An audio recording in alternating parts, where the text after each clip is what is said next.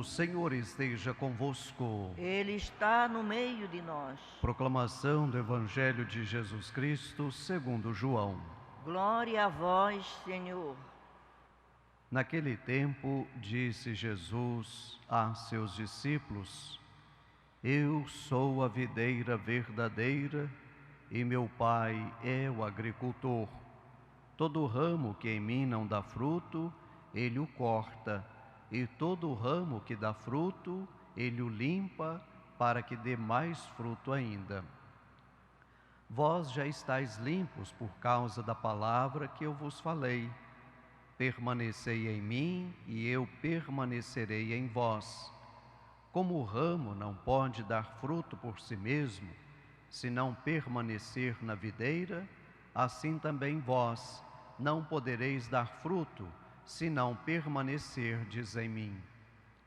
Eu sou a videira e vós os ramos. Aquele que permanece em mim e eu nele, esse produz muito fruto, porque sem mim nada podeis fazer. Quem não permanecer em mim será lançado fora como um ramo e secará. Tais ramos são recolhidos, lançados no fogo e queimados. Se permanecerdes em mim e minhas palavras permanecerem em vós, pedi o que quiserdes e vos será dado. Nisto meu Pai é glorificado, que deis muito fruto e vos torneis meus discípulos. Palavra da salvação. Glória a vós, Senhor.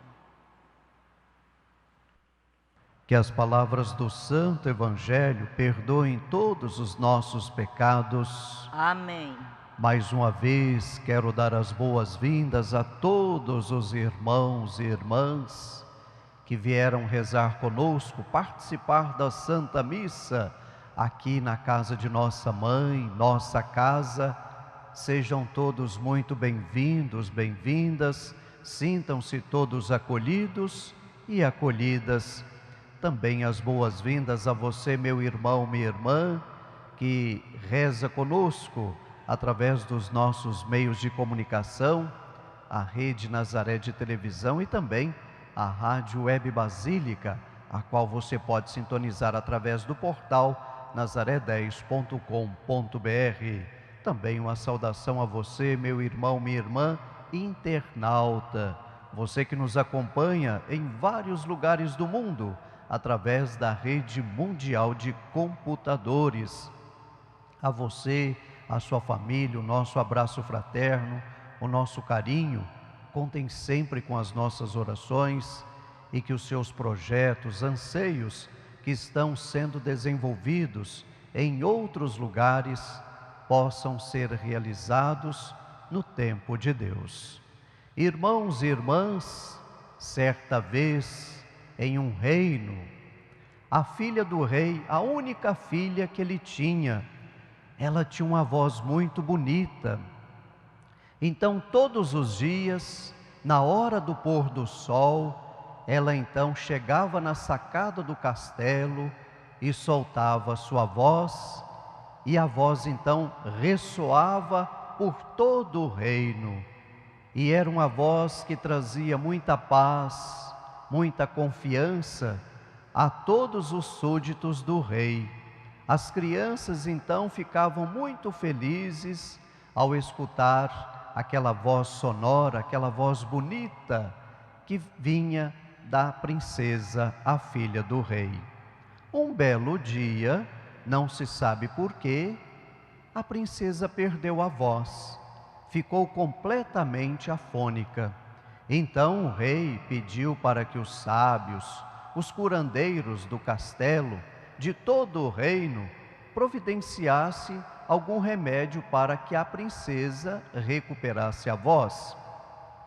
Então trouxeram ervas, poções e nada de resolver aquele problema da falta de voz da princesa.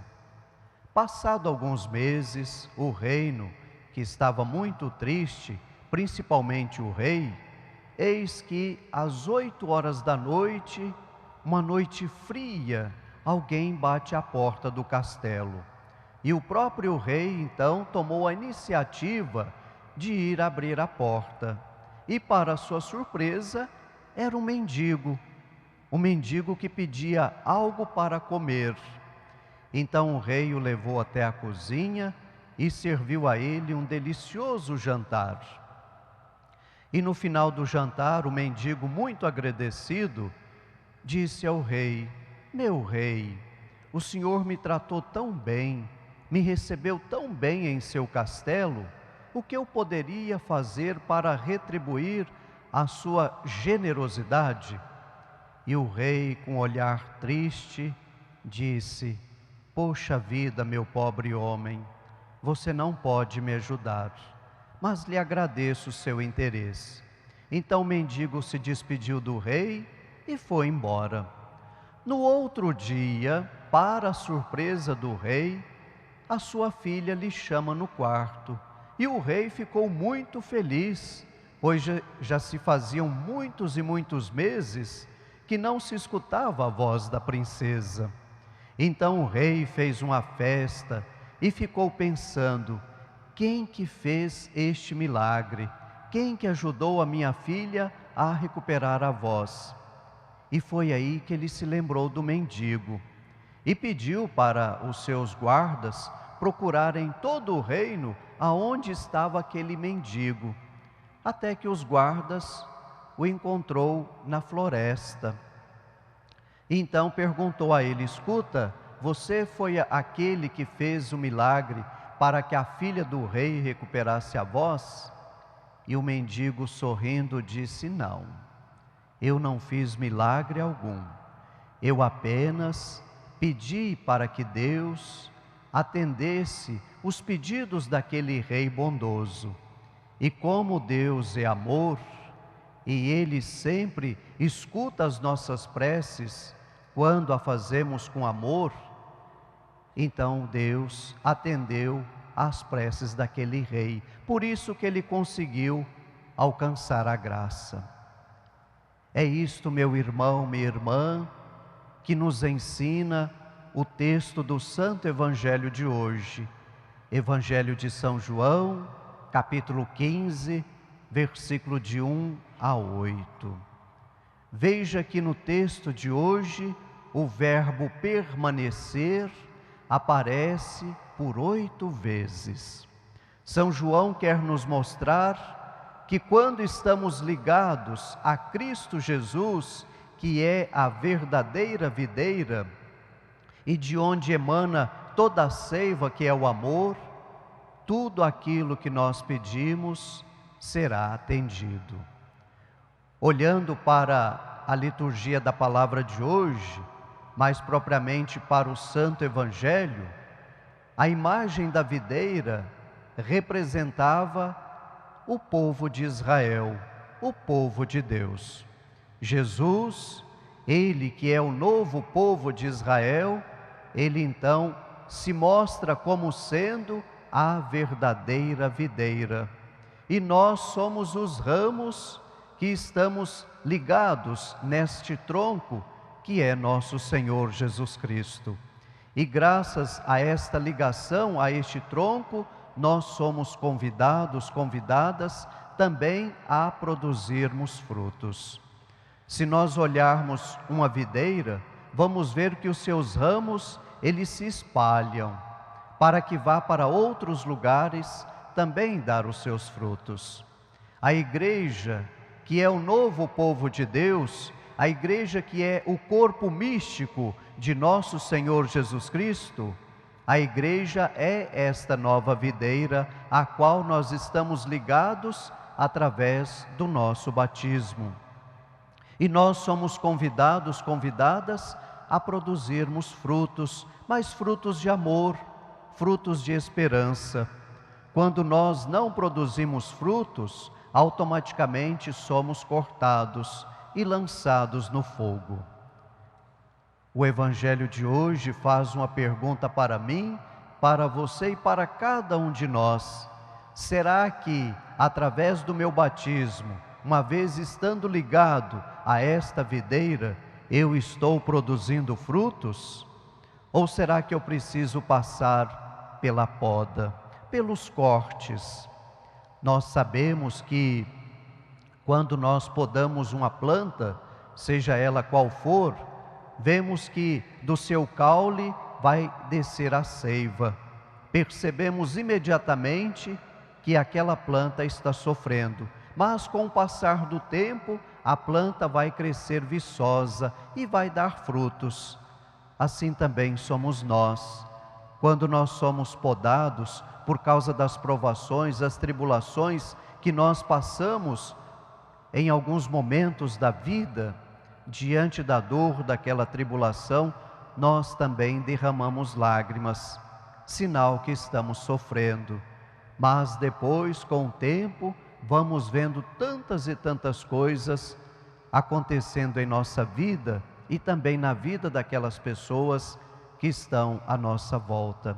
É preciso olhar, meu irmão, minha irmã, para a realidade da vida, mas com um olhar de amor, com um olhar de esperança. Deus, que é amor, como nos ensina São João na sua primeira carta, capítulo 4, versículo 8, Ele quer que nós também produzamos frutos de amor, frutos de esperança. Já a primeira leitura de hoje, percebemos que os apóstolos, neste texto dos Atos dos Apóstolos, capítulo 15, versículo de 1 a 6, eles estão discutindo por causa da circuncisão. A circuncisão que tem aí o seu fundamento lá no livro do Gênesis, capítulo 17, versículo 10 a 11, onde Deus pede para que todos os meninos fossem circuncidados para mostrar a sua aliança, a sua pertença a Deus. Lendo o livro de Jeremias, capítulo 4, versículo 4, nós vemos que Jeremias vai dizer o quê? A verdadeira circuncisão que agrada a Deus é aquela feita no coração. Esta discussão que a primeira leitura de hoje narra, ela ocasionou o primeiro concílio realizado pela Igreja, o chamado Concílio de Jerusalém, realizado no ano 49 da nossa era cristã. E vai acontecer uma forte discussão entre os apóstolos. E esta discussão será mais generalizada, mais forte entre Paulo e Pedro. Basta lermos a carta aos Gálatas, capítulo 2, versículo 14. Vemos que Paulo, ele vai ter uma forte batalha verbal com o apóstolo Pedro. Nas entrelinhas, praticamente Paulo chama Pedro de hipócrita. E eles vão discutir se deveria ou não fazer a circuncisão, esta marca, este sinal externo de pertença a Deus. E no final do Concílio de Jerusalém, eles vão decidir que os pagãos, aqueles que estão se convertendo para o cristianismo, não precisavam mais fazer a circuncisão. Através desta atitude, nós vemos que praticamente o cristianismo vai ter o seu cordão umbilical cortado do judaísmo. Então a circuncisão passa a ser o nosso batismo. Através do nosso batismo, nós então vamos nos tornar filhos e filhas de Deus. Seremos o seu novo povo, pois através do batismo nós recebemos um sinal indelével, uma marca que jamais poderá ser apagada. E graças ao batismo, nós somos convidados e convidadas a nos espalhar pelo mundo para anunciar a boa nova de nosso Senhor Jesus Cristo, pois através do batismo nós estamos ligados e ligadas a esta verdadeira videira que é nosso Senhor Jesus Cristo. E é nesta videira que nós devemos estar sempre fixos, ligados, para que produzamos frutos e frutos em abundância. Louvado seja nosso Senhor Jesus Cristo. Para sempre seja louvado.